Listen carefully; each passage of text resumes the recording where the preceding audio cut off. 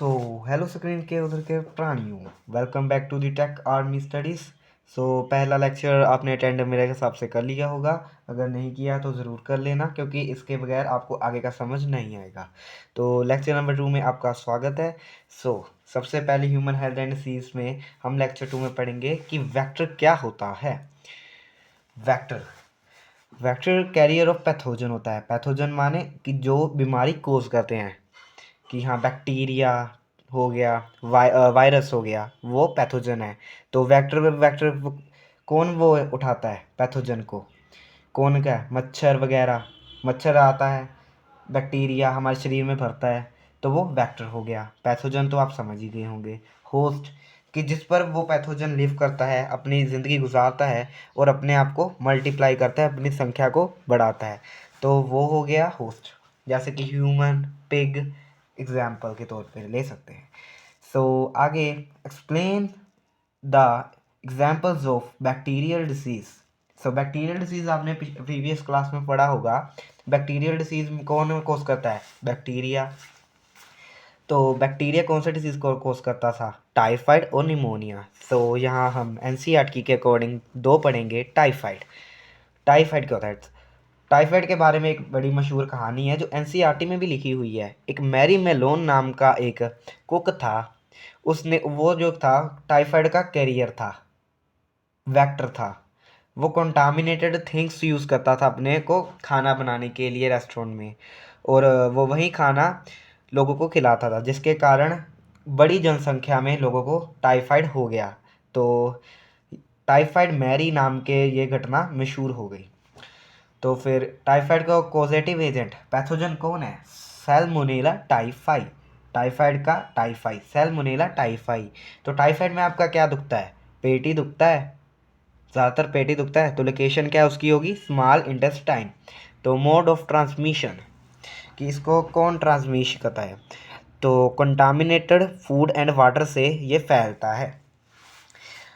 तो समझ गए। तो इसके सिम्टम्स बहुत ज़रूर इंपॉर्टेंट है, सिम्टम्स देख लेते हैं। सिम्टम्स है sustained high fever of 39 to 40 degree Celsius, आपको 40 डिग्री के आसपास बुखार रहता है। Loss of appetite. एपिटाइट क्या होता है? भूख ना लगना। भूख, एपिटाइट होता है भूख। लॉस ऑफ एपिटाइट मतलब आपको भूख नहीं लगेगी। अगर आपका पेट दर्द करता होगा तो आपको भूख नहीं लगेगी।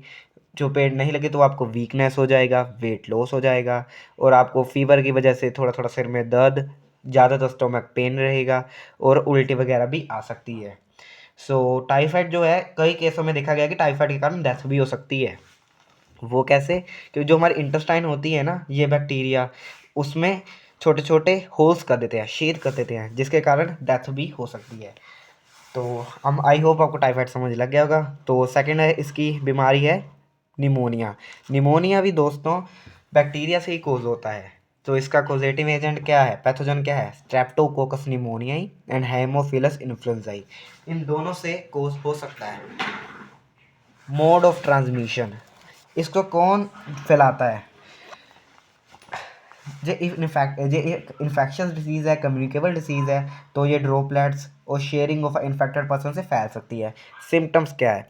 सिम्टम्स इस पेज में भी है, आगे भी है। सिम्टम्स क्या है? निमोनिया से क्या होता है?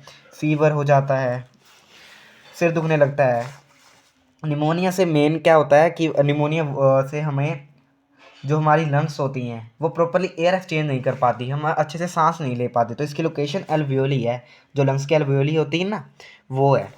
तो ब्रीथिंग डिफ़िकल्टी फेस कर सकते हैं। जो हमारी एल्वियोली है वो एक फ्लूइड से फिल हो जाती है, जिसके कारण अच्छे तरीके से हम एक्सचेंज नहीं कर पाते। तो नेक्स्ट है कफिंग्स हो सकती है इससे। जो हमारी लिप्स, फिंगर्स और नेल्स होते हैं उनका कलर चेंज हो जाता है, ग्रे से ब्लू, कुछ केसों में देखा गया है। तो फिर अगला क्वेश्चन है, right some other examples of bacterial disease and their agents. कुछ और एग्जांपल बताओ। अगर उन्होंने पूछ लिया तो आप क्या बोलेंगे? प्लेग। प्लेग भी बैक्टीरिया ही से होता है। डिप्थेरिया, डाइसेंट्री और some other bacterial disease. Plague किससे कोस होता है? चूहों से कोस होता है, पेस्टिस से। यार्सीनिया पेस्टिस। डिप्थेरिया, डिप्थेरिया किससे कोस होता है? कोरनी, corynebacterium डिप्थेरियाई।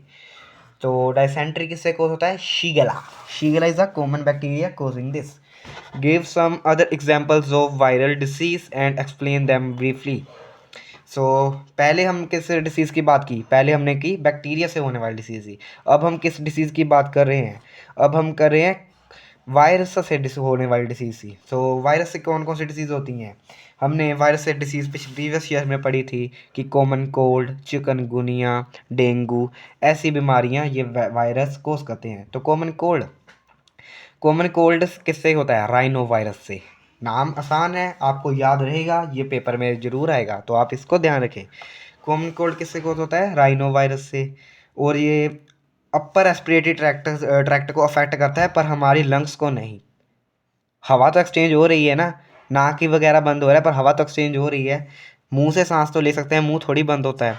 It get transmitted by infected person through droplets, cough and sneeze and also through contaminated objects. समझ गए होंगे आप। सिम्टम्स क्या होते हैं इसके?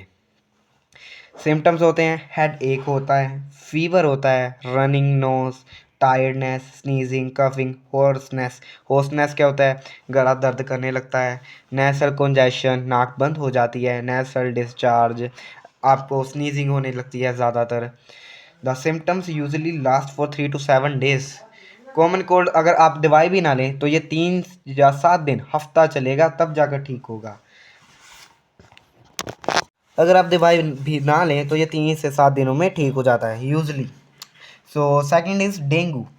कॉमन कोल्ड हो गया, डेंगू क्या होता है? Dengue is caused by dengue virus. Dengue virus जो होता है ना, डेंगू कोज करता है। और जो डेंगू वायरस होता है वो एक आरएनए वायरस होता है।